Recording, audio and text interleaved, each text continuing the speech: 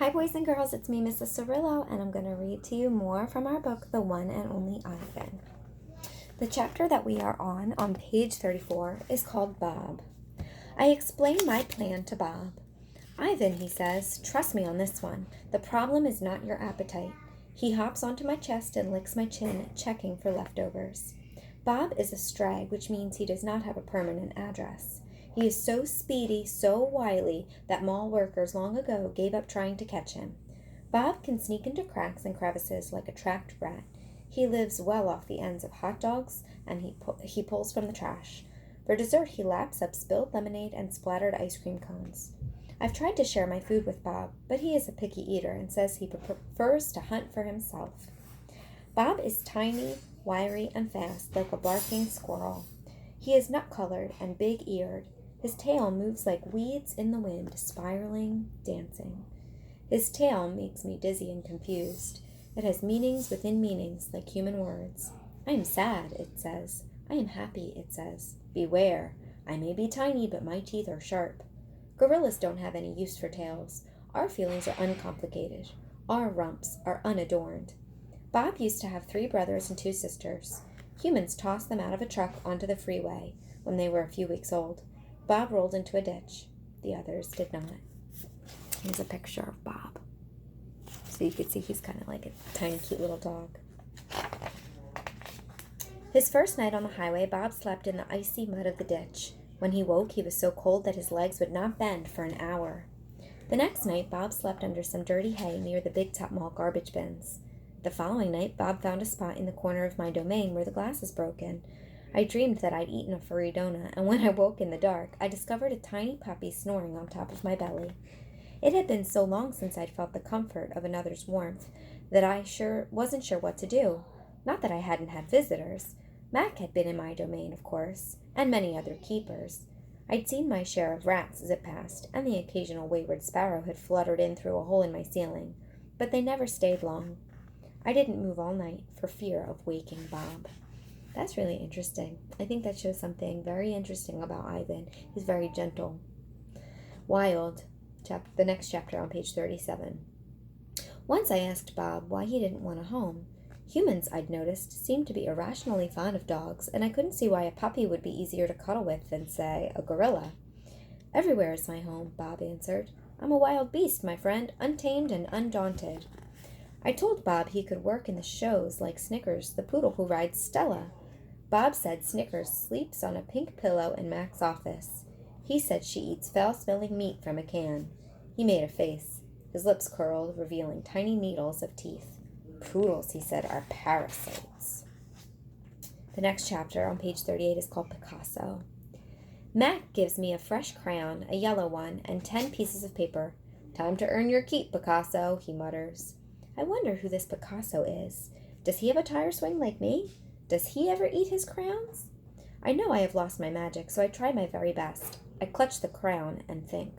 I scan my domain. What is yellow? A banana. I draw a banana. The paper tears, but only a little. I lean back, and Mac picks up the drawing. Another day, another scribble, he says. 1 down, 9 to go. What else is yellow, I wonder, scanning my domain. I draw another banana. Then I draw 8 more. It's very interesting that he draws bananas. What do you draw that's yellow? The next chapter, 3 visitors. 3 visitors are here. A woman, a boy, a girl. I strut across my domain for them. I dangle from my tire swing. I eat 3 banana peels in a row. The boy spits at my window. The girl throws a handful of pebbles. Sometimes I'm glad the glass is there. My visitors return. After the show, the spit-pebble children come back. I display my impressive teeth. I splash in my filthy pool. I grunt and hoot. I eat and eat and eat some more. The children pound their pathetic chests. They toss more pebbles.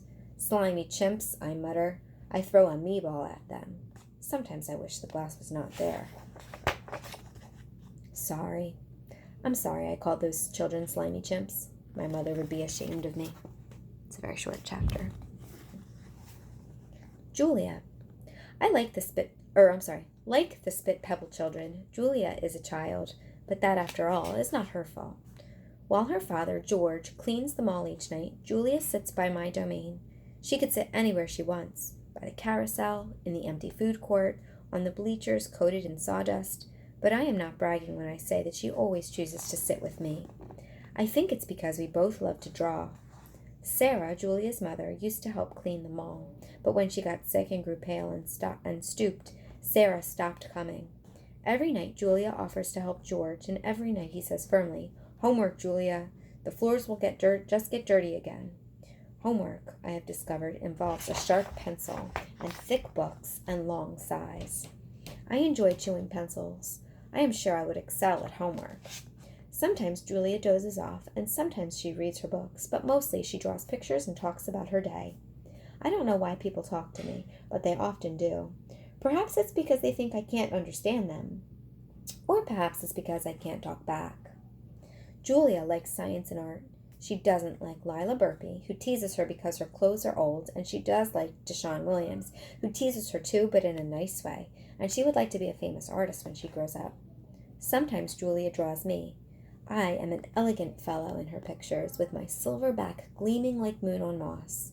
I never look angry, the way I do on the fading billboard by the highway. I always look a bit sad, though. Drawing Bob, page 46. I love Julia's pictures of Bob. She draws him flying across the page, a blur of feet and fur. She draws him motionless, peeking out from behind a trash can or the soft hill of my belly. Sometimes in her drawings, Julia gives Bob wings or a lion's mane. Once she gave him a tortoise shell. But the best thing she ever gave him wasn't a drawing. Julia gave Bob his name. For a long time, no one knew what to call Bob. Now and then, a mall worker would try to approach him with a tidbit. "Here, doggy," they'd call, holding out a French fry. "Come on, Pooch," they'd say. "How about a little piece of sandwich?" But he would always vanish into the shadows before anyone could get too close. One afternoon, Julia decided to draw the little dog curled up in the corner of my domain. First, she watched him for a long time, chewing on her thumbnail. I could tell she was looking at him the way an artist looks at the world when she's trying to understand it. Finally, she grabbed her pencil and set to work. When she was finished, she held up the page.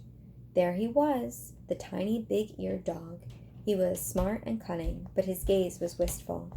Under the picture were 3 bold, confident marks circled in black. I was pretty certain it was a word, even though I couldn't read it. Julia's father peered over her shoulder. "That's him exactly," he said, nodding. He pointed to the circled marks. "I didn't realize his name was Bob," he said. "Me either," said Julia. She smiled. "I had to draw him first."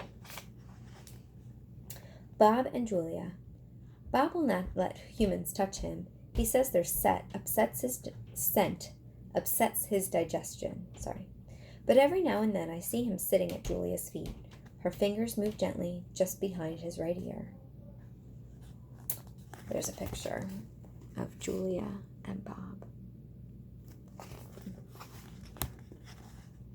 Mac. Usually Mac leaves after the last show, but tonight he is working in his office working late. When he's done, he stops by my domain and stares at me for a long time while he drinks from a brown bottle. George joins him, broom in hand, and Mac says the things he always says. "How about that game last night?" And "Business has been slow, but it'll get better, you'll see." And "Don't forget to empty the trash." Mac glances over at the picture Julia is drawing. "What are you making?" he asks. "It's for my mom," Julia says. "It's a flying dog." She holds up her drawing, eyeing it critically. She likes airplanes and dogs. Mac murmurs, sounding unconvinced. He looks at George. "How's the wife doing, anyway?" "About the same," George says. "She has good days and bad days." "Yeah, don't we all?" Mac says. Mac starts to leave, then pauses. He reaches into his pocket, pulls out a crumpled green bill, and presses it into George's hand. "Here," Mac says with a shrug. "Buy the kids some more crowns."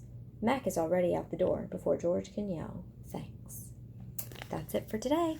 Be sure to answer the questions and share them in Google Classroom. See you next time.